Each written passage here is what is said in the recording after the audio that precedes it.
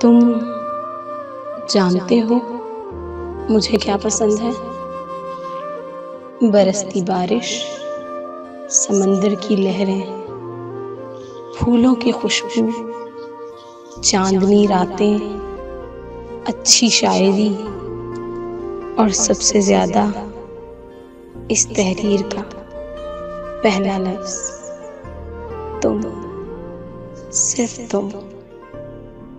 इन बारिशों की बूंदों से आ रही है महक उसकी, शायद वो भीग रहा है बारिश में गुलाबों की तरह।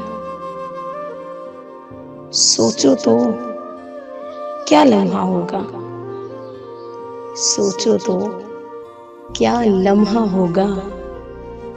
बारिश, छतरी, तुम और मैं।